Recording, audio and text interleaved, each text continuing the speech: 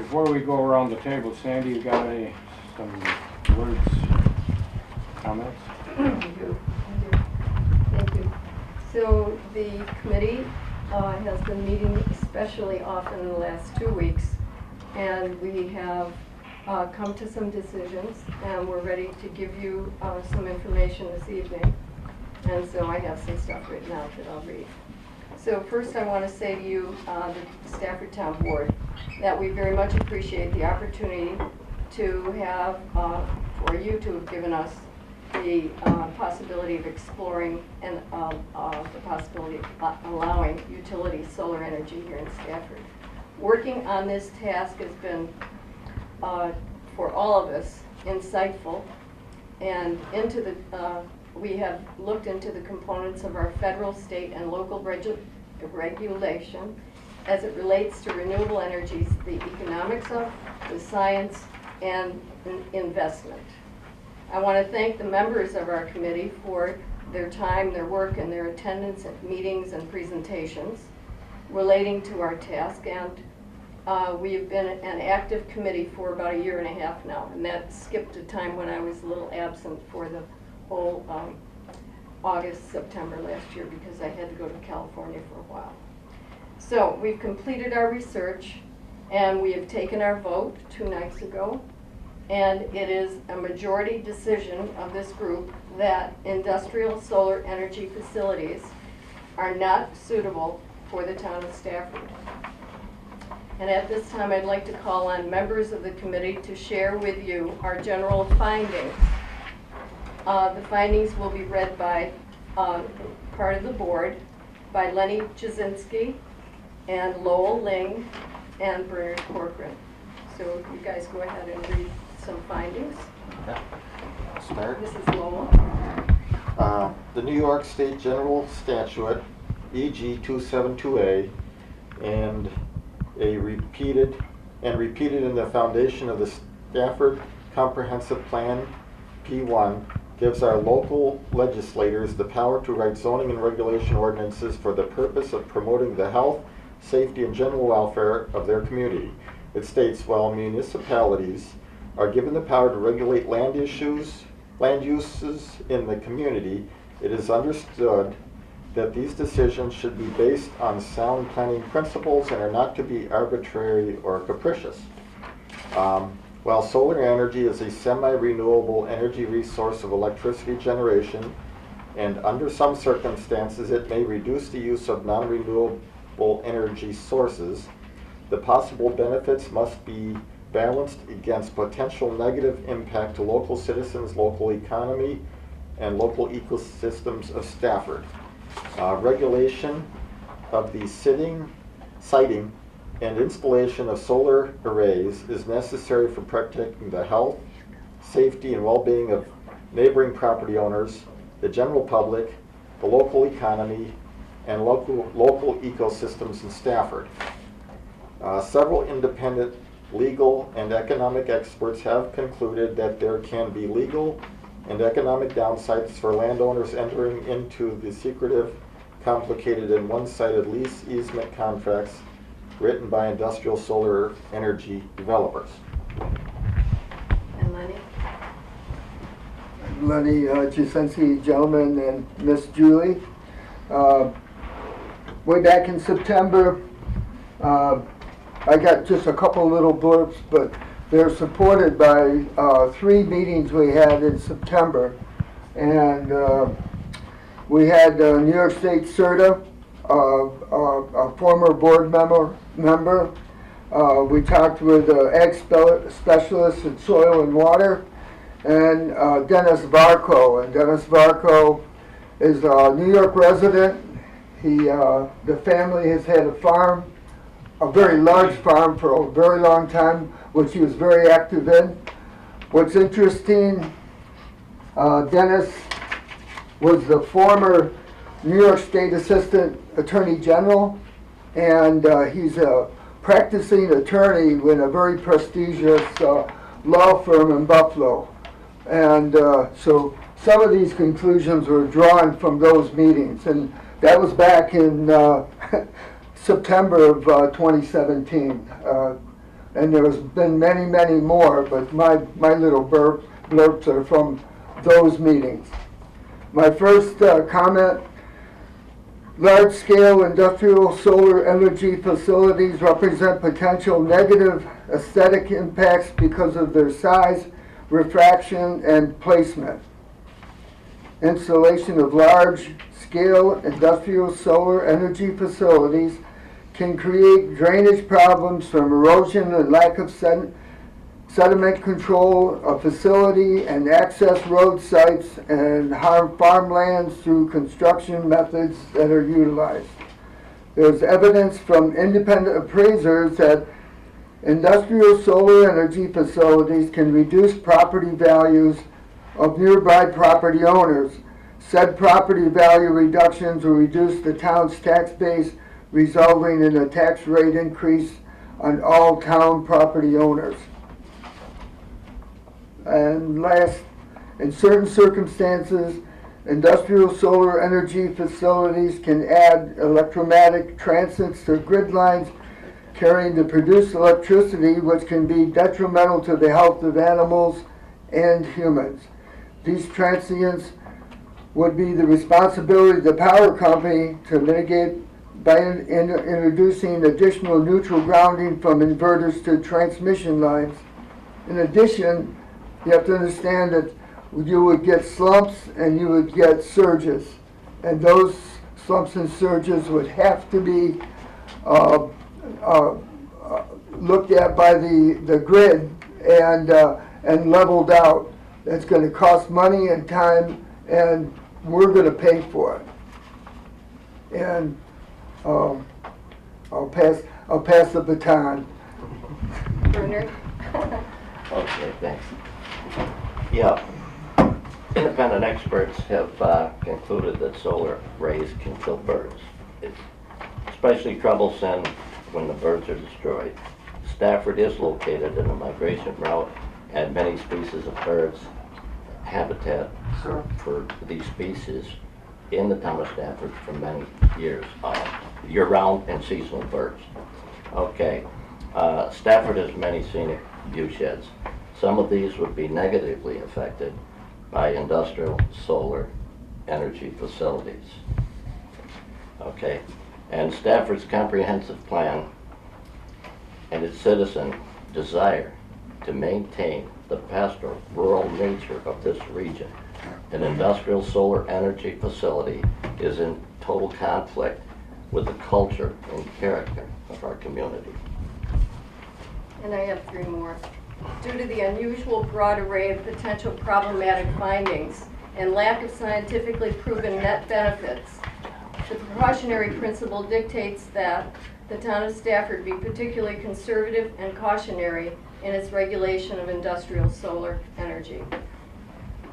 Stafford has regulated individual energy facilities for the past decade or possibly more through local laws, and that would be personal solar. This local law represents an updating, or would represent an updating of said regulations.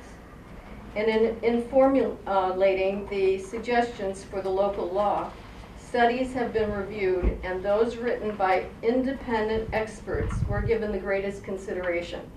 So independent experts, and experiences of other communities with industrial solar have been studied. The committee was appointed to make recommendations regarding industrial solar regulation, and for the sake of the town and its people, it's recommended that those conclusions are incorporated into the Stafford Town Local Solar Law. So, in August, the summary report will be completed, and many of our members have been on vacation, as many of our members have been on vacation, and have materials to add to the report. So the report will be presented at the next board meeting. And once again, I would like to thank you for the opportunity to have been a part of this study. It's most interesting. It was quite an experience. It is still going to be an experience over the whole next month while we write everything up. Yes. Yeah, I'd like to add, I've been on the committee, and we got a good group of Stafford residents. I'm probably the oldest one there, over 70 years. And Lenny, of course, 20 years. Bob, I'm not sure. He's probably not as old as me. But we sat there, and the slave driver here, we put in hundreds and hundreds of hours. Sorry, Sandy. But sometimes when we get through the meetings, and we talk, and I know the one subject that came up was, who would want this? What, we've seen so much, who would want it? And so the next question that came up was conflicts of interest. So I understand they're talking 10-acre plots for these solar sites. And obviously you need more with driveways and fences and everything. So I'd like to ask members of the board, does any member of the board own, say, more than 25 acres? So, Councilman Matthijs, Mr. Penn. I think I'm at 14, I'm at like 20 in Stafford. Okay. More in Elba and Barry, Right.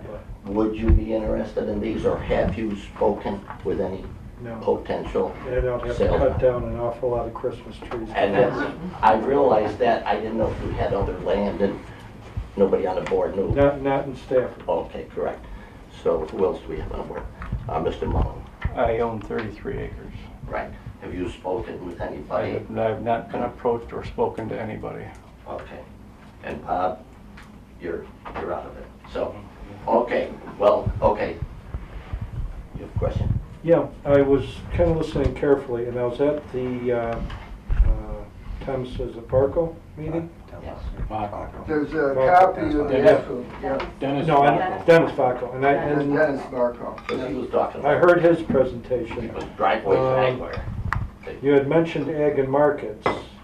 Yes. Do we have, is that going to be included in your final report?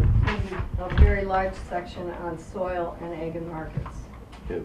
Right, that's all.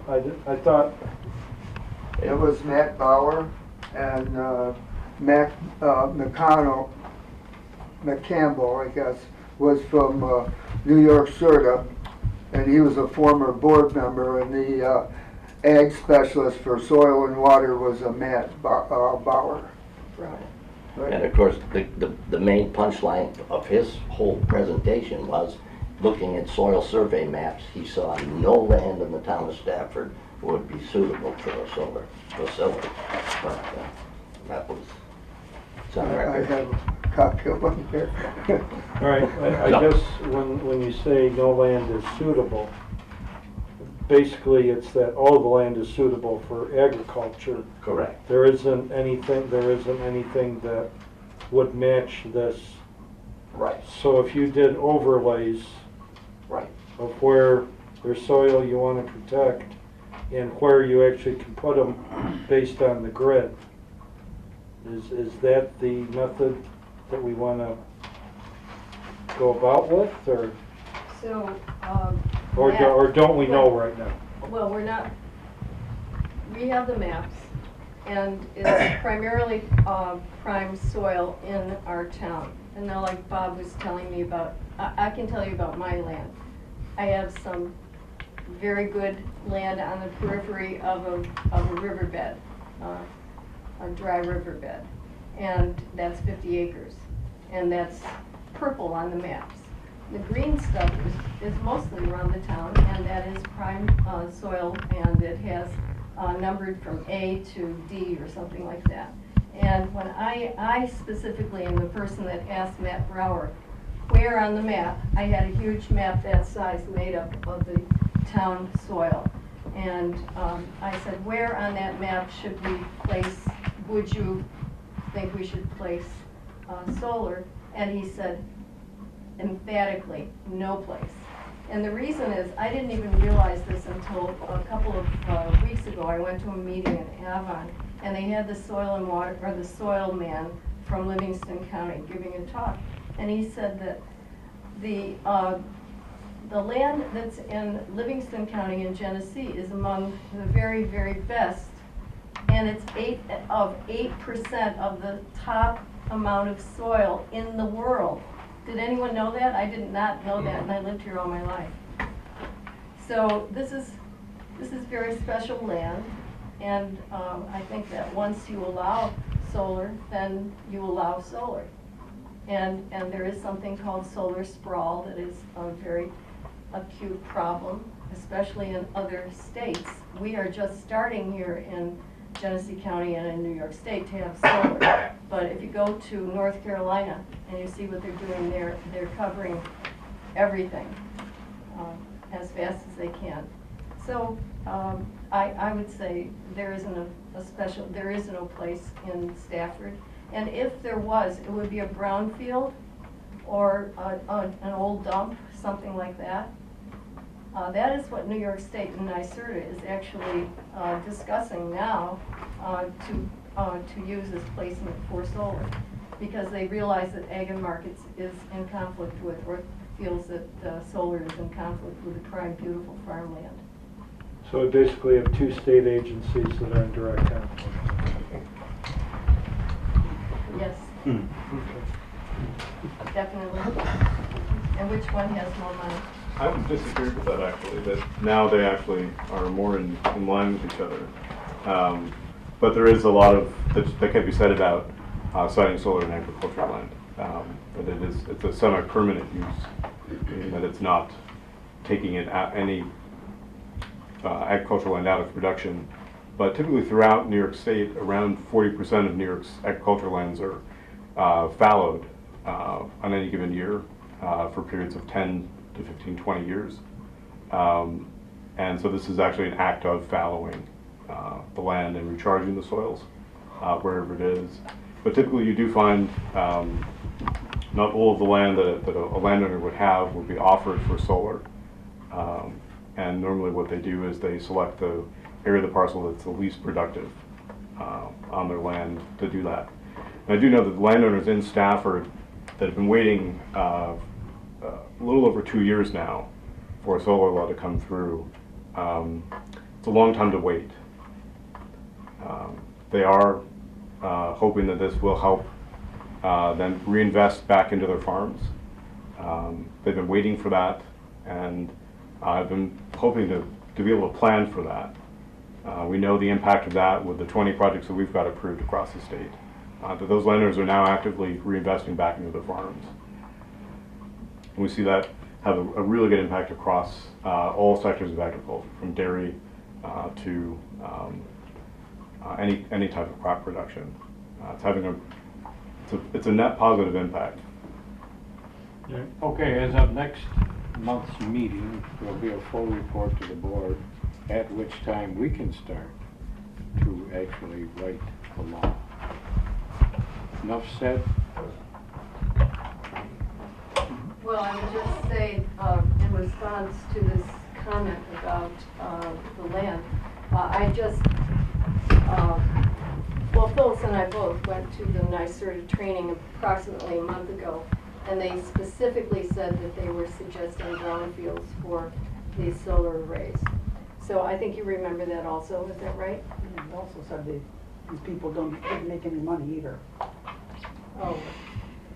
They said that please don't ask for very much money from the companies because their margin of profit is very small. We'll keep that. Okay.